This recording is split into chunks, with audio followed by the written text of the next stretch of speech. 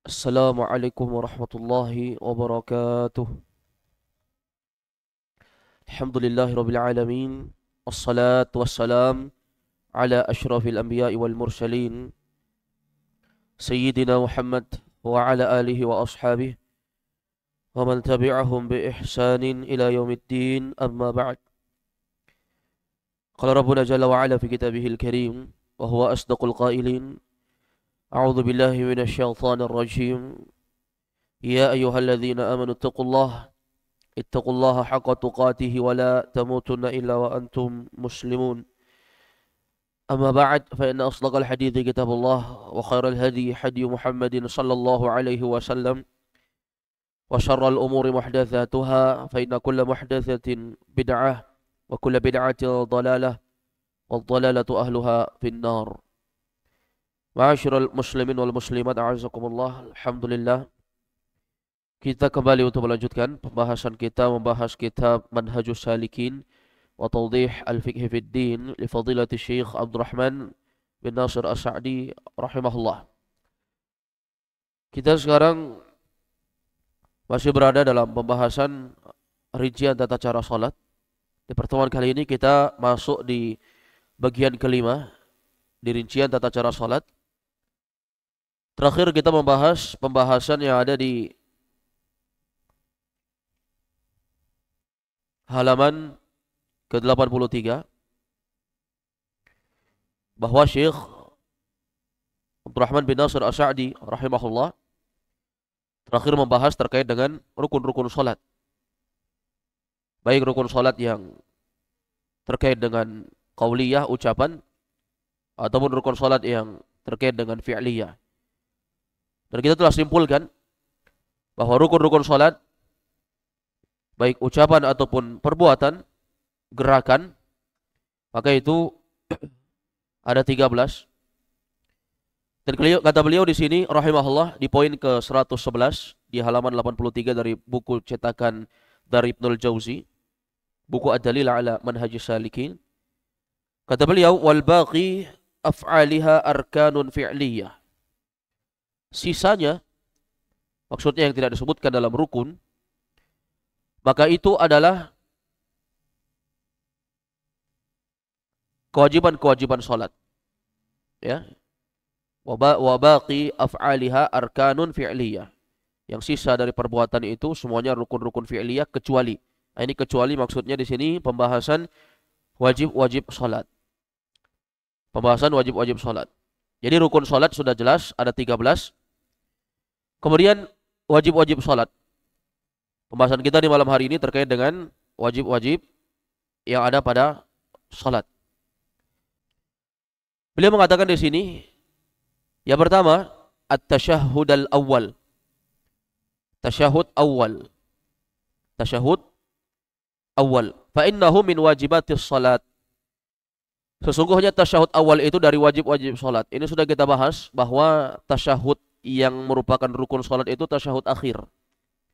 Adapun tasyahud awal, maka ini hukumnya hanya wajib salat. Apa dalilnya? Dalilnya adalah hadis Abdullah bin Buhainah di mana beliau mengatakan sallalana Rasulullah SAW. Rasulullah pernah salat dengan kami raka'ataini min ba'di salawat. Nabi SAW salat kepada kami dan saat berada di 2 rakaat, ya, harusnya kan ketika salat ini salatnya lebih dari 2 rakaat, harusnya 2 rakaat beliau duduk untuk tasyahud awal. Tapi beliau lupa, thumma qama, beliau langsung berdiri, falam yajlis, tidak duduk tasyahud awal. Kata Abdullah bin Buhainah, faqama an-nasu ma'ah, manusia ikut juga berdiri, enggak ikut tahiyat, langsung naik ke rakaat ketiga. Falamma qada salatahu, ketika sudah selesai salat, wa nadharna taslimahu, orang-orang menunggu salam. Kabbara qabla taslim, fasajada sajdatain, wa huwa jalisun thumma sallam. Ketika orang-orang menunggu salam, udah tahiyat terakhir, mau nunggu salam, ternyata Rasulullah tidak salam. Beliau takbir sebelum salam sujud 2 kali, sujud sahwi sebelum salam. Wa huwa jalis, dalam keadaan beliau duduk, tsumma salam, setelah itu salam untuk mengakhiri salat. Ini kasus orang yang lupa tasyahud awal. Sudah kita bahas di pertemuan kemarin. Jika seorang lupa tasyahud awal, maka ini dirinci dengan 2 keadaan. Kalau orang yang lupa itu sudah terlanjur tegak lurus, maka dia tidak boleh turun. Dia lanjut rakaat ketiganya, selesaikan sampai 4 rakaat, dan ketika tahiyat terakhir, tasyahud akhir, sebelum dia mengakhiri salatnya dengan salam ke kanan dan ke kiri, dia lakukan sujud sahwi sebelum salam. Sujud 2 kali, Allahu Akbar, sujud, duduk di antara 2 sujud, sujud lagi Allahu Akbar, kemudian duduk lagi, baru salam. Apa yang dibaca ketika sujud sahwi? Dia tidak perlu baca apa-apa. Dia tidak perlu baca apa-apa. Cukup sujud. Itu dilakukan oleh Nabi SAW. Kemudian ma'asyiral muslimin a'azakumullah. Yang kedua, terkait dengan orang yang dia lupa tasyahud awal, tetapi belum sempat naik tegak lurus. Masih mau beranjak naik, tapi belum sampai lurus tegaknya. Maka dia turun untuk melakukan tasyahud awal. Jadi ma'asyiral muslimin a'azakumullah. Terkait dengan wajib salat. Jadi itu membatalkan salat. Tidak membatalkan salat. Tapi kalau rukun salat yang dia tinggalkan, maka dia batal rakaatnya yang dia lupa tadi. Misalnya sujudnya 1 kali, batal rakaatnya yang itu saja. Rakaat yang dia lakukan berikutnya itu menggantikan rakaat yang batal tadi. Ini ketentuan terkait dengan wajib-wajib salat. Jadi tasyahud awal itu kenapa tidak dikatakan sebagai rukun? Di antaranya hadis Abdullah bin Buhainah tadi, bahwa Rasulullah SAW tidak mengulangi salatnya. Andai kata misalnya itu rukun salat kan kalau ditinggalkan karena lupa, maka batal salatnya. Tapi Rasulullah tidak batal salatnya, meninggalkan tasyahud awal, cukup beliau sujud sahwi, dan itu sudah menutupi kekeliruan. Yang kedua, di antara wajib-wajib salat yaitu wat takbirati ghaira takbiratil ihram. Seorang bertakbir selain takbiratul ihram. Semua jenis takbir selain takbiratul ihram, maka ini hukumnya adalah wajib-wajib salat. Kenapa takbiratul ihram itu dikecualikan? Karena takbiratul ihram itu merupakan rukun dari rukun-rukun salat. Tapi selain takbiratul ihram itu wajib-wajib salat. Seperti takbir intiqal ya. Takbir intiqal ini merupakan wajib-wajib salat. Dan dalil yang menegaskan bahwa takbir intiqal atau takbir-takbir yang ada selain takbiratul ihram itu adalah wajib salat, hadits Abu Hurairah, di mana Rasulullah SAW menyebutkan innama ju'ilal imam liyu'tamma bih. Imam itu dijadikan untuk diikuti. Fa idza kabbara fakabbiru. Kalau dia takbir, takbir kalian. Ini perintah menunjukkan akan wajibnya. Kemudian yang ketiga, di antara wajib salat, wa qauli subhana rabbiyal azim fir ruku'. Ucapan subhana rabbiyal azim. Ini wajib-wajib salat ya. Wajib-wajib salat. Ucapan subhana rabbiyal azim. Ini doa ketika seorang ruku'. Maha suci Allah, Rabbku al-azim, yang maha agung. Ini dibaca ketika ruku'. Yang keempat, wa subhana rabbiyal a'la. Seorang mengucapkan subhan rabbiyal a'la marratan fis sujud. Yaitu dia baca 1 kali di dalam sujud. Subhan rabbiyal a'la. Kalau tadi dalam ruku, subhan rabbiyal azim. Di dalam sujud, subhan rabbiyal a'la marratan. Yang wajib itu dia baca 1 kali saja di dalam sujud. Namun itu semua adalah sesuatu yang sudah mencukupi. Kalau dia mau menambah, maka boleh saja dia tambah. Subhan rabbiyal a'la, subhan rabbiyal a'la, dia tambah, maka boleh saja, diperbolehkan. Dan ini ma'asyiral muslimin a'azakumullah, dalam doa rukuk dan sujud biasanya orang menambah dengan lafaz wa bihamdihi. Ketika rukuk subhan rabbiyal azim wa bihamdihi, ketika sujud subhan rabbiyal a'la wa bihamdihi. Lafaz wa bihamdihi itu ada kelemahan di dalam sanadnya. Yang sahih dari Rasulullah SAW hanya subhan rabbiyal azim ketika ruku', dan subhan rabbil a'la ketika seorang sujud. Nah, ini ada dalilnya ya dari hadis Uqbah bin Amir. Qala Uqbah bin Amir radhiyallahu anhu mengatakan, lamma nazalat, ketika turun ayat fasabbih bismi rabbikal azim, ketika ayat ini turun, maka bertasbihlah dengan menyebut nama Rabbmu yang maha agung dalam surah Al-Waqi'ah. Qala Rasulullah SAW, Nabi berkata saat itu, ij'aluha fi ruku'ikum. Jadikanlah bacaan tasbih itu di dalam ruku' kalian. Oleh karena itu ketika ruku' seorang membaca subhan rabbiyal azim. Yang kelima di antara wajib-wajib salat yaitu ucapan rabbighfirli bainas sajadataini marratan. Ucapan rabbighfirli ketika seorang duduk di antara dua sujud marratan, satu kali. Rabbighfirli satu kali, rabbighfirli. Itu yang wajib. Wa ma zada fahuwa masnun. Adapun sesuatu yang ditambah ya, rabbighfirli atau dia tambah lagi, maka itu hanya sunnah saja. Yang wajib satu kali. Rabbighfirli. Ya Allah, ampunilah aku. Setelah berlalu kepada kita dari bacaan yang dibaca ketika seorang duduk di antara dua sujud, ya, ada banyak lafaz di sini. Ada rabbighfirli warhamni wajburni warfa'ni warzuqni wahdini. Demikian pula Allahumma ighfirli warhamni wajburni wahdini warzuqni. Rabbighfirli warhamni wajburni warzuqni warfa'ni. Allahumma ighfirli warhamni wa'afini wahdini warzuqni. Allahumma ighfirli warhamni wahdini wa'afini warzuqni. Nah, ini semua hadis dari jalur Abdullah bin Abbas. Ya. Namun di dalam hadis ini ada segi kelemahan. Ya. Oleh karena itu dalam permasalahan ini seorang cukup untuk membaca Rabbighfirli ketika duduk di antara dua sujud. Ini insyaallah sudah menggugurkan kewajiban di dalam doa duduk di antara dua sujud. Yang keenam, kata beliau, wa qaula sami'allahu liman hamidah. Ucapan sami'allahu liman hamidah. Ya, ini wajib salat yang keenam. Lil imam wal munfarid. Baik bagi imam ataupun orang yang salat munfarid. Salat sendiri. Ya, lil imam wal munfarid. Bagi imam ataupun orang yang salat sendiri. Yang ketujuh, ucapan Rabbana walakal hamdu lil kulli. Ucapan Rabbana walakal hamdu ini untuk semuanya. Wajib-wajib salat yang ketujuh. Ada di antara para ulama yang mereka membagi wajib-wajib salat itu 8.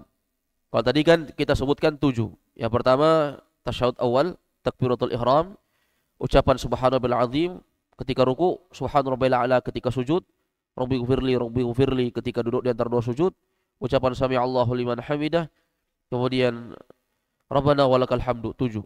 Tapi ada yang menghitungnya 8, ya, yaitu tentang tasyahud awal. Tasyahud awal itu sebagian ulama membaginya menjadi 2. Ada yang membagi duduknya saja, ada yang membagi duduk dan bacaan. Jadi kalau orang yang mereka menghitung wajib sholat itu ada 8, artinya dia menghitung duduk, gerakan duduk di tasyahud awal, yang satunya lagi bacaan tasyahud awalnya. Sehingga 8. Bagi orang-orang yang menghitung 8. Tapi Syekh di sini hanya menghitung dengan 7 saja. Kemudian di poin 112 kata beliau, fahadhil wajibatu tasqutu bis-sahwi. Maka kewajiban-kewajiban ini tasqutu bis-sahwi. Dia bisa gugur karena adanya kelupaan. Kewajiban-kewajiban ini bisa gugur karena ada kelupaan. Beda rukun ya. Kalau rukun tadi tidak seperti ini. Tapi kalau kewajiban, wajib-wajib salat, dia bisa gugur karena adanya kelupaan. Kalau lupa sudah lewat. Tidak perlu kita untuk mengulangi. Wa yajburuha sujuduhus sahwa. Dan cukup untuk diganti dengan sujud sahwi. Jadi kalau orang yang lupa tentang wajib-wajib salat tadi, dia tidak perlu ulangi salatnya dan tidak perlu menganggap salatnya batal. Cukup diganti dengan sujud sahwi saja. Cukup diganti dengan sujud sahwi. Wa kadza bil jahli, demikian pula orang yang mereka tidak tahu, belum memiliki ilmu, belum tahu hukumnya, nanti ketika habis sholat baru disampaikan. Ya, habis sholat baru disampaikan. Maka orang yang seperti ini cukup bagi dia untuk sujud sahwi saja. Misalnya ada orang yang tadi ketika sholat lupa tasyahud awal, maka habis sholat diingatkan sama orang yang ada di sampingnya. Ternyata orang sampingnya memperhatikan. Tadi bapak belum tasyahud awal. Maka orang ini tasyahud, meninggalkan tasyahud awal. Maka apa yang dia lakukan? Cukup bagi dia untuk sujud sahwi. Dan itu sudah menutupi kekurangan dari apa yang dia tinggalkan tersebut. Atau orang yang belum tahu ilmunya. Dia belum tahu bahwasanya itu adalah wajib-wajib sholat. Maka yang seperti ini tidak menjadikan sholatnya batal. Cukup dia melakukan sujud sahwi saja. Kemudian kata beliau di poin ke 113. Wal arkanu la tasqutu sahwan. Adapun rukun itu tidak boleh gugur atau tidak boleh ditinggalkan karena lupa. Ya. Wala jahlan wala amdan. Tidak karena ketidaktahuan ataupun karena sengaja. Nah, ini terkait dengan rukun salat. Jadi jelas sekali kalau kita lihat antara wajib dan rukun dalam salat. Kalau wajib itu gugur karena lupa. Wajib gugur kalau lupa. Orang lupa maka dia tidak batal salatnya karena dia lupa. Cukup dia sujud sahwi. Kemudian kata beliau di poin 114, wal baqi sunanu aqwalin. Adapun selebihnya kata beliau sunanu aqwalin. Maka itu adalah sunnah-sunnah yang terkait dengan ucapan, wa af'alin, dan sunnah-sunnah terkait dengan perbuatan, mukmilun lis-shalah. Hanya penyempurna salat saja. Hanya penyempurna salat saja. Jadi sudah wajib rukun salat ada 13, wajib salat beliau sebutkan di sini ada 7. Maka sisanya kata beliau itu adalah sunnah-sunnah salat. Kalau sunnah-sunnah salat itu beliau di sini Syekh Abdurrahman bin Nasir As-Sa'di tidak membuatkan bab khusus. Dia tidak khususkan sunnah-sunnah salat karena sunnah salat itu sangat banyak sekali. Tidak terhitung. Ya, tidak bisa dijumlah. Terkait dengan sunnah-sunnah salat ada sunnah qauliyah, ada sunnah fi'liyah. Itu semua adalah sesuatu yang menyempurnakan salat. Kalau sunnah itu hukumnya jika dia dilakukan berpahala, kalau ditinggalkan salatnya tidak ada masalah. Tidak batal salatnya, tidak perlu sujud sahwi. Ya, ini terkait dengan sunnah-sunnah salat. Kemudian berikutnya Syekh membawakan dua dalil umum tentang rukun salat dan kewajiban dalam salat.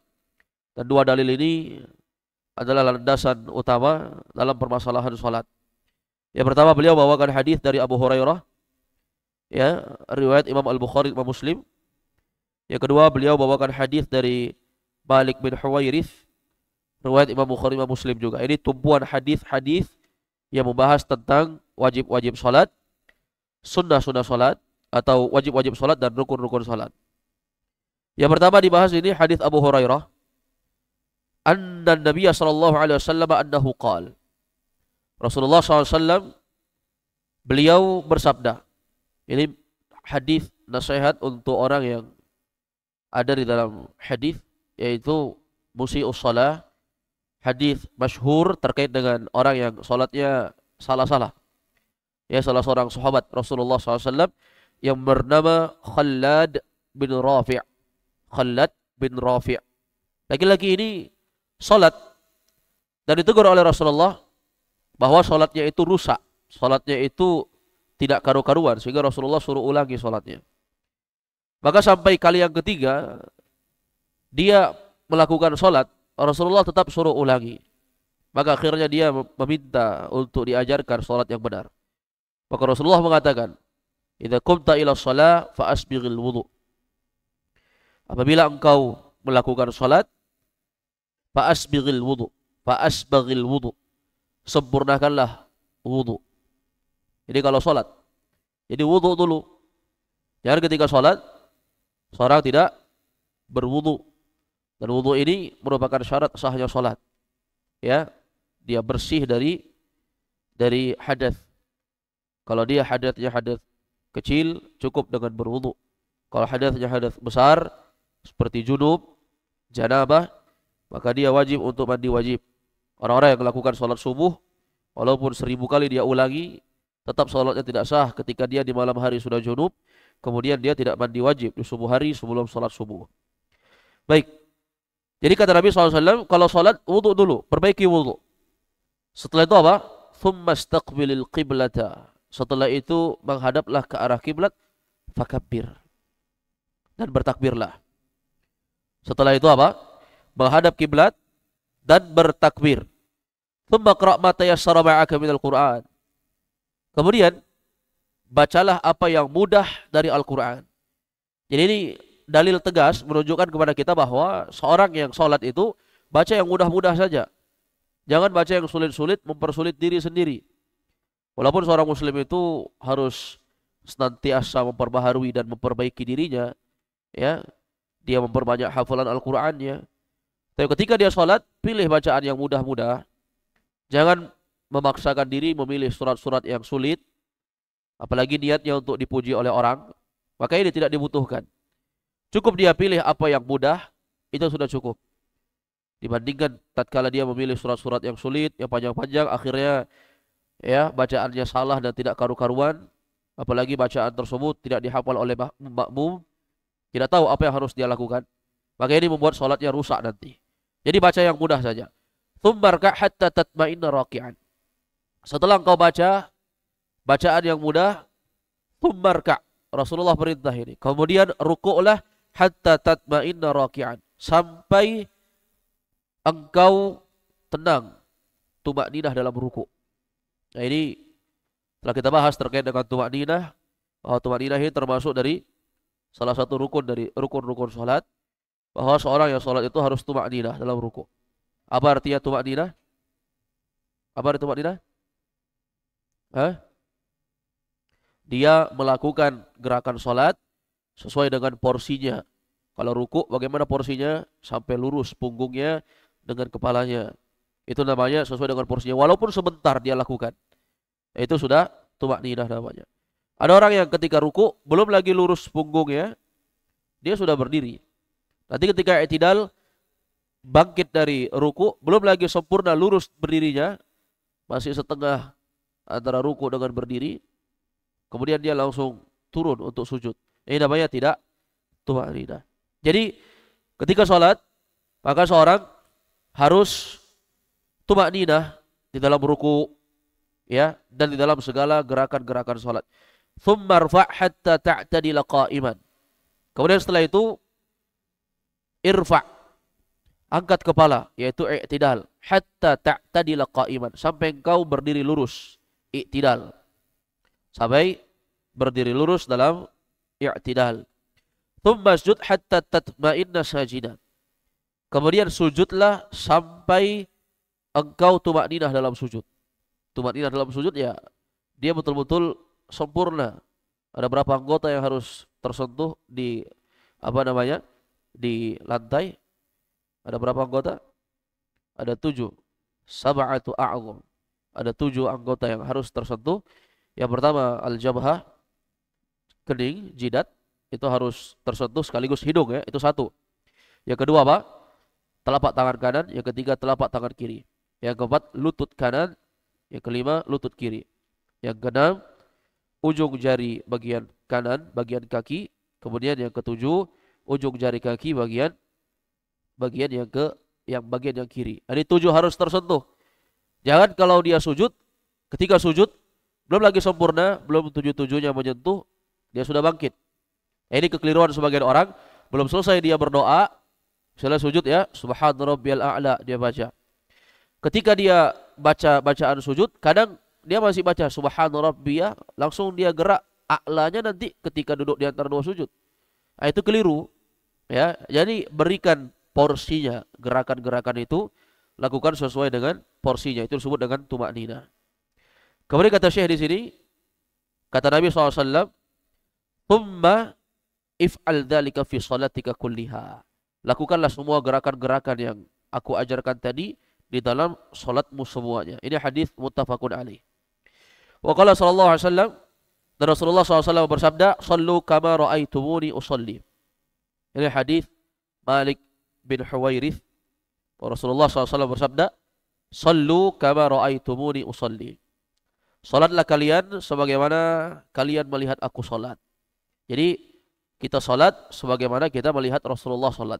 Kalau kita tidak jumpa dengan Nabi seperti kita di zaman ini, tidak melihat Nabi, maka kita salat dengan mempelajari sifat-sifat salat Nabi, gerakan-gerakan yang dianjurkan dalam salat Nabi, tentunya sesuai dengan tuntunan para ulama yang berpegang teguh dengan sunnah, ya, bukan belajar sifat salat Nabi dari ulama-ulama yang mereka setelah dikenal orang-orang yang jauh dari sunnah, bahkan mereka senang untuk melakukan amalan-amalan bid'ah. Ini hadis "Shallu kama ra'aitumuni usalli", hadis muttafaqun alaih, diriwayatkan oleh Imam Al-Bukhari, Imam Muslim dari sahabat Malik Ibnul Huwairith.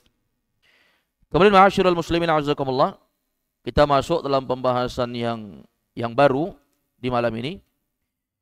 Kata beliau di poin ke-116, fa idza faragha min salatihi istaghfara thalathan wa qala Allahumma antas salam wa minkas salam tabarakta ya dzal jalali wal ikram.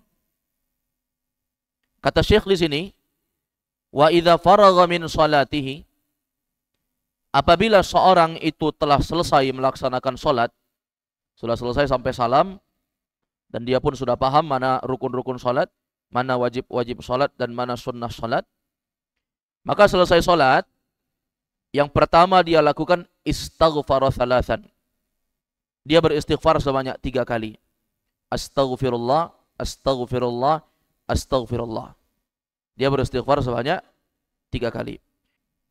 Kemudian ma'asyiral muslimin a'azzakumullah, kata beliau di pembahasan berikutnya yang ketiga, setelah beliau membaca Allahumma antas salam wa minkas salam tabarakta ya dzal jalali wal ikram, maka seorang membaca doa la ilaha illallah wahdahu la syarikalah lahul mulku wa lahul hamdu wa huwa ala kulli syai'in qadir. La ilaha illallah wa la na'budu illa iyyah. Lahun ni'mah wa lahul fadlu wa lahul thana'ul hasan. La ilaha illallah mukhlishina lahud din walau karihal kafirun. Ini hadis yang dikeluarkan ya oleh Imam An-Nasa'i, demikian pula dikeluarkan oleh Imam Muslim, ya. Hanya saja di dalam Sahih Muslim itu ada tambahan lain. Kalau di dalam riwayat Imam Muslim, ketika seorang baca la ilaha illallah wahdahu la syarikalah lahul mulku wa lahul hamdu wa huwa ala kulli syai'in qadir, sampai di situ, maka dalam Sahih Muslim ada tambahan la haula wa la quwwata illa billah. Dia menambah dengan lafaz setelah wa huwa ala kulli syai'in qadir, dia tambah dengan la haula wala quwwata illa billah. Setelah itu baru dia lanjut la ilaha illallah wa la na'budu illa iyyahu wa lahun ni'mah wa lahul fadlu wa lahul thana'ul hasan la ilaha illallah mukhlishina lahud din walau karihal kafirun. Baik. Nah ini ya, dalam lafaz zikir ini sangat banyak sekali lafaz-lafaz dari Nabi SAW. Atau boleh juga dia menambah dengan bacaan yang warid dari Nabi SAW. Ya, ketika Nabi SAW juga membaca doa la ilaha illallah wahdahu la syarikalah lahul mulku wa lahul hamdu wa huwa ala kulli syai'in qadir. Allahumma la mani'a lima a'tayta wa la mu'tiya lima mana'ta wa la yanfa'u dzal jaddi minkal jaddu. Ya, ini juga diperbolehkan. Ini semuanya doa-doa yang warid dari Nabi SAW. Semuanya boleh untuk dibaca.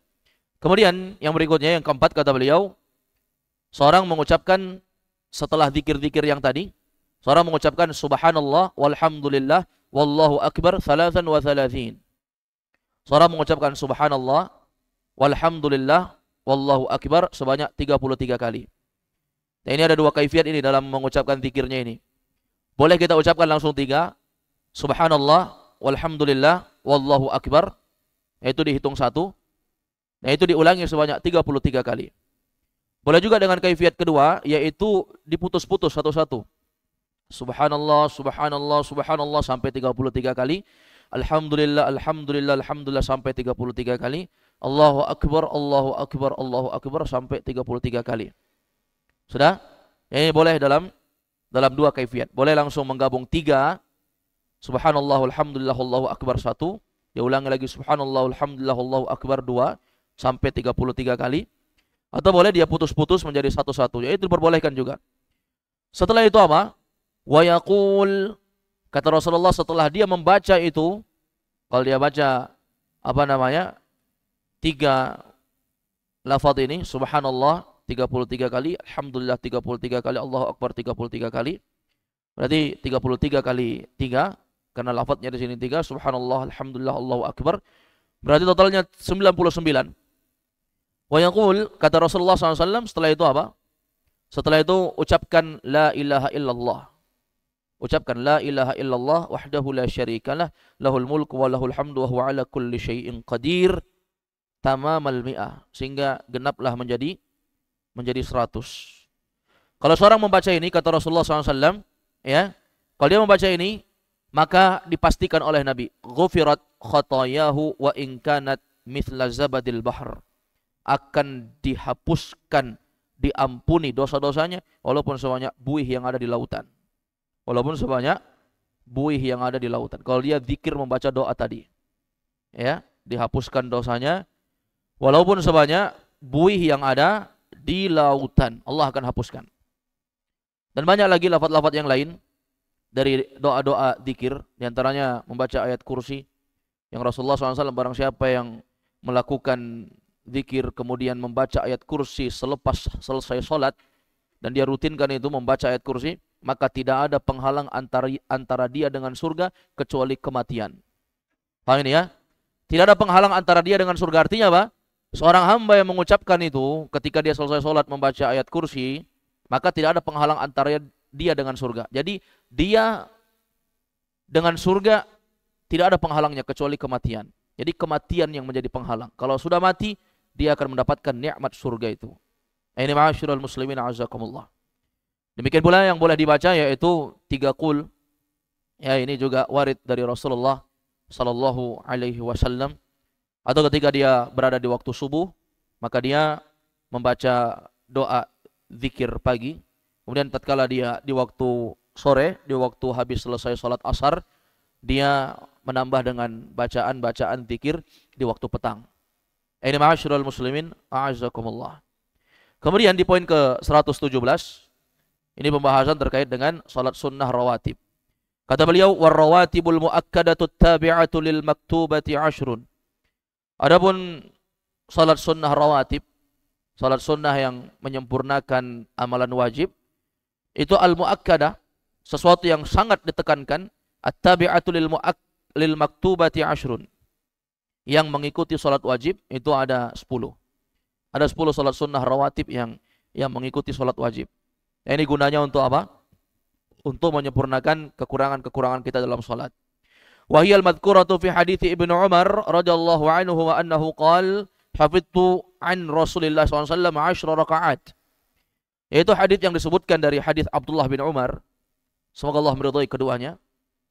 Bahwa Abdullah bin Umar mengatakan hafidtu an Rasulillah, aku hafal dari Rasulullah sallallahu alaihi wasallam 10 rakaat. 10 rakaat salat sunnah. Ada 10 rakaat salat sunnah. Yang pertama apa? Kata beliau, raka'ataini qabla adh-dhuhri wa raka'ataini ba'daha. 2 rakaat sebelum zuhur dan 2 rakaat setelah zuhur. Nah, ini dijaga ini. Sebelum salat zuhur, salat sunnah 2 rakaat, salat sunnah rawatib. Kemudian setelah zuhur, jaga juga 2 rakaat setelah salat zuhur. Kemudian yang kedua, berarti sudah berapa itu? Kan tadi 10 kan? 10 rakaat yang dilakukan oleh Abdullah bin Umar, yang beliau hafal. Itu semua dari Rasulullah SAW. Sudah 4 ya? 2 sebelum zuhur, 2 setelah zuhur. 4. Kemudian kata beliau, yang kedua, wa raka'ataini ba'dal maghrib fi baitihi. Yaitu apa? Seorang salat sunnah ba'dal maghrib, setelah salat maghrib, fi baitihi, di rumahnya. Itu amalan yang dilakukan oleh Nabi SAW. Memang salat sunnah itu yang paling afdal di rumah. Nabi SAW bersabda, afdalu salatil mar'i fi baitihi illal maktubah. Salat seorang yang paling afdal itu salat di rumah, kecuali salat wajib. Kalau salat wajib laki-laki di masjid. Baik, jadi berapa ini? Sudah 4 tadi, ditambah dengan setelah maghrib dilakukan di rumah sebanyak berapa? 2, sudah 6. Kemudian yang ketiga, wa raka'ataini ba'dal isya fi baitihi. Demikian pula 2 rakaat setelah isya. Nah, itu juga dilakukan di rumah. Dilakukan di rumah. Nah, ini bukan sebuah keharusan harus di rumah ya. Hanya saja yang afdal di rumah. Tapi kalau seorang merasa bahwa dia tidak mungkin untuk bisa sholat di rumah, karena banyak orang yang bertekad, saya akan sholat di rumah, ternyata sampai rumah banyak lagi ujian-ujian, ya, apakah ada pekerjaan yang lain, kesibukan di rumah, sehingga dia luput untuk sholat sunnah. Maka dia sholat di masjid saat itu. Kalau memang tidak memungkinkan untuk sholat di rumah. Tapi yang afdal, dia sholat di rumah. Baik, jadi tadi 2 sebelum zuhur, 2 setelah zuhur, 4, tambah 2 setelah maghrib, 6, tambah 2 setelah isya, berarti berapa? 8. 2 lagi, yaitu yang keempat beliau sebutkan di sini, wa raka'ataini qabla al-fajri, 2 rakaat sebelum salat subuh. 2 rakaat sebelum salat subuh. Ini totalnya 10. Nah, ini hadits Abdullah bin Umar ya. Hadits Abdullah bin Umar. Dalam riwayat lain disebutkan bahwasanya Rasulullah SAW ya pernah juga melakukan 4 rakaat sebelum zuhur. Jadi yang tadi sama 10, tapi kan di awal tadi 2 sebelum zuhur, 2 setelah zuhur. Dalam riwayat yang lain disebutkan bahwa Nabi melakukan 4 sebelum zuhur, 2 setelah zuhur. Berarti kalau begini, kalau 4 berarti berapa? 12 dia. Dalam riwayat lain juga disebutkan Rasulullah SAW itu melakukan 4 sebelum zuhur dan 4 setelah zuhur. Kalau begini berarti berapa totalnya? Berapa totalnya?